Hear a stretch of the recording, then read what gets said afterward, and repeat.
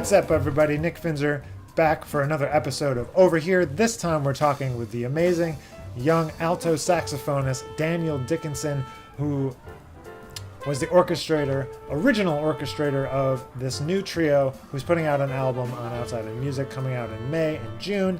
That's Paragon with Emiliano Lisinski and also Connor Kent on the drums. And these guys have been playing together for the last 6 or 7 months, and I was really glad that Daniel was able to take a few minutes to chat with me today about the new record, about his career, about his first record, and about living in New York and being a jazz saxophonist. So without further ado, I want to present to you this conversation with Daniel Dickinson. All right, so today on the show we have Daniel Dickinson, a great alto saxophonist here in New York. Thanks for being here today, Daniel. Hey, thanks for having me. Our pleasure. And recently recorded with your trio a couple of weeks ago with Emiliano and Connor. Why don't you fill us in a little bit on that project and what's going on? Right, so Emiliano Lisinski and Connor Kent are friends of mine that I met independently. Emiliano I met at the Betty Carter Jazz Ahead program last year. And I met Connor Kent at a reunion for the Disney College Band that I did. I was a part of that program in 2014. There was this huge reunion, and that's where we met. And so when they moved to New York, we started doing these gigs at the bar next door. And it was part of the Emerging Artist series at the bar next door. And that basically sort of just grew into a regular meeting with that group, and that's how the group Paragon started. And from there, we hooked up with you, hooked up with Outside In, and sort of just spearheaded this whole project.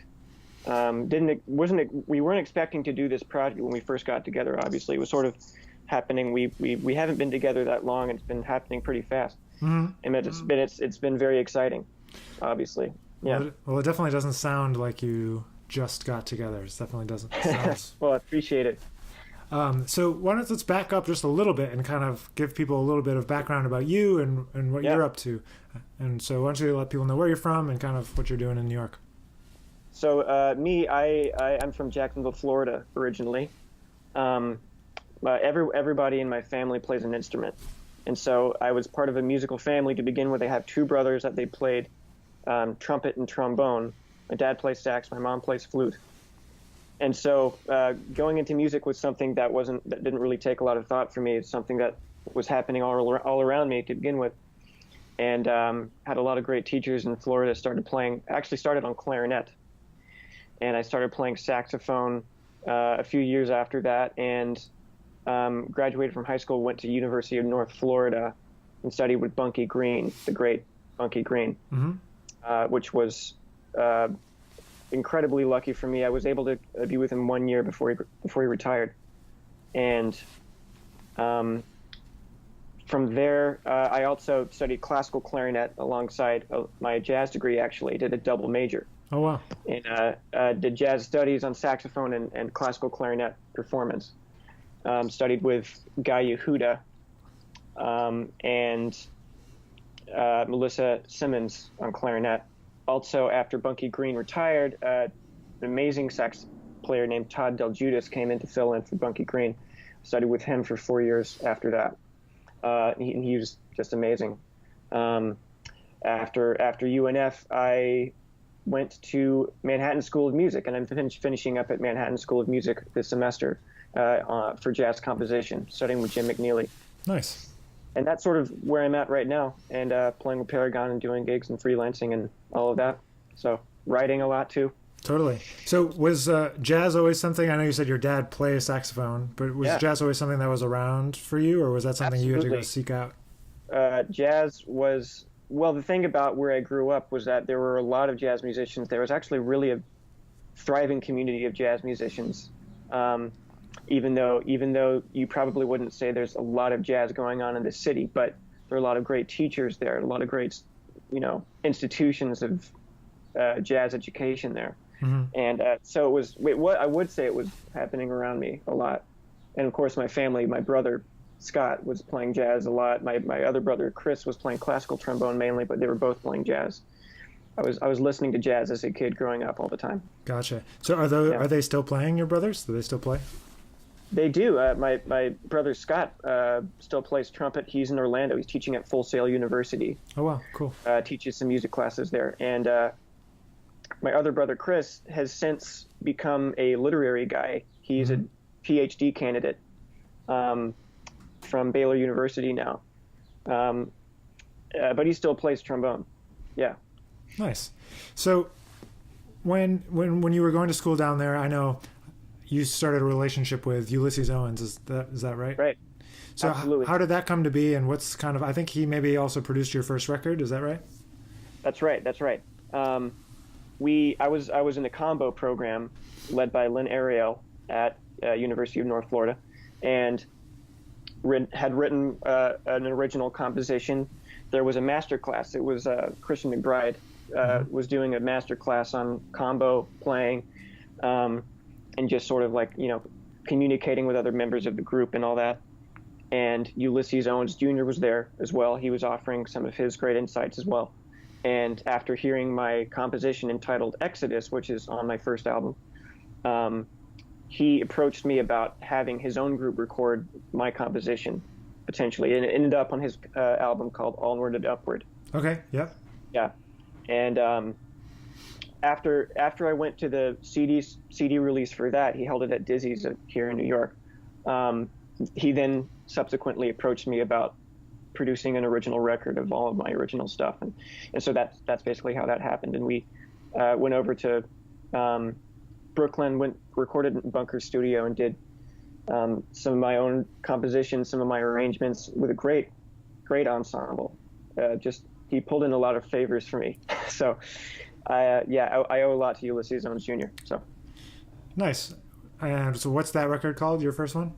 It's called It's called A Gathering Foretold, produced on UOJ Records. Awesome. With his label. Yeah. Great. And so now, all of that kind of aside, and your new degree program and being in New York and this new band, could you talk a little bit about your compositional approach and band approach to this new trio? Yeah, the compositional approach, it was interesting for me because I had never put together a project of this sort of focused nature, of this seriousness with just a trio, with a cordless trio, with this bass and drums. And so having been, I'm studying with Jim McNeely jazz composition, doing a lot of big band writing. So I'm always thinking of chords and extensions and filling up the space with harmonic things. And a project like this, being able to write sort of to facilitate freedom as the main goal, was something that was really great for me, and really great for us as a group, because it sort of forces me to think along the lines of how I could sort of open up in terms of improvisation, and sort of filling up the space that was perhaps left by the piano player or the guitar player, that's not there anymore. And so that's basically how I was thinking about it, and it's led to a lot of actually great sort of developments in the way I think about playing too. So it's always good to sort of go about things differently and think about things in a different way, and that's sort of how it's influenced me lately. Then, was there any other bands or projects that you kind of were listening to draw some orchestrational influence from? Yeah, actually, a lot of my early influences, the Triology record, the Kenny Garrett Triology record, obviously, State of the Tenor with Joe Henderson. Actually, Pat Metheny, one of his tunes was an inspiration for the album. The title track is actually sort of a harkening back to Pat Metheny's trio. Sure. And Dick Oates as well. Just a lot of great sax playing, that's been there. Yeah. Awesome. And so I think, I don't know, correct me if I'm wrong, but I could also hear kind of some Josh Redmond trio in there too. Not really? So many people. Yeah. Yeah. I mean, that you can never stop listening. Right. So never stop. Why don't you tell us a little bit, like, what else are you doing here in New York? Are you doing your masters? Who else are you playing with? What other kind of projects are you getting involved with? The main thing that I'm working on alongside my jazz stuff is I'm sort of diving into the musical theater realm. I'm with my brother that I mentioned earlier, that's getting his PhD soon. We're working on a musical adaptation right now, The Picture of Dorian Gray. Okay. And something that's really different from what I've been doing before. It's something that I thought would facilitate sort of a cool personal project. Both my brother and I are pretty big fans of musical theater, actually, and we wanted to do something that wasn't really tied down to what we normally did or what we had to do for school projects or whatever. And that's been actually a big focus for me lately. This trio project, the musical, a lot of freelancing and playing a lot with Ulysses Owens Jr. too on various records. Mm-hmm. Mainly finishing school right now. Yeah. Well, you just got a couple more months to go, right? Yeah, just a few more months. Do you still have a recital to do? Do have a recital. It's on. It's going to be on April 13th, actually, at Manhattan School of Music. Going to do some nonettes and some big band stuff. Nice. So, aside from all that stuff, and I know you haven't been here that long, but there's a lot of people out there, students younger than you guys, and that are thinking about coming to New York. So, is there anything you could offer them as either advice or thoughts, things to think about in terms of before they get here to prepare themselves, or just to get here in general? Yeah, well, I mean, the jazz community in New York, obviously, it's such a tight-knit community, and everybody talks. You really have to make sure that your first impression is one that sticks. Not only one that sticks, but one that is remembered fondly. I know plenty of musicians who play great but don't get any gigs. I know plenty of musicians who might not play as great as other musicians, but they still keep getting called because everybody knows that they can count on them. They can count on them to show up. They can count on them to, be cooperative during the rehearsals and all of that, and do their homework. And a lot of young musicians, I feel, put a lot of importance, which they should, on finding their own sound. And that's always something that you should try and developing your own sound and how you can sound unique.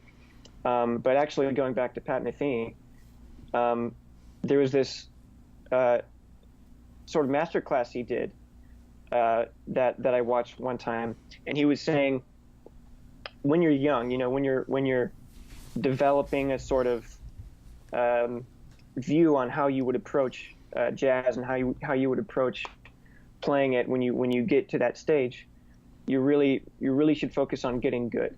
That's sort of how he put it, and that really resonated with me. Just focus on getting good. It would be really hard for you to miss out on a bunch of work if you sound really, really good. And so that really should be the goal number one. Sure. Work on getting good. Yeah, I hear you. Yeah, I tell students the same thing all the time. Yeah. The other part will kind of happen naturally. Absolutely. Yeah. Yeah, that's how I see it too. Is there anything else that you want to add on that we didn't get to touch on yet? Yeah, let me think. I mean, we covered some bases here.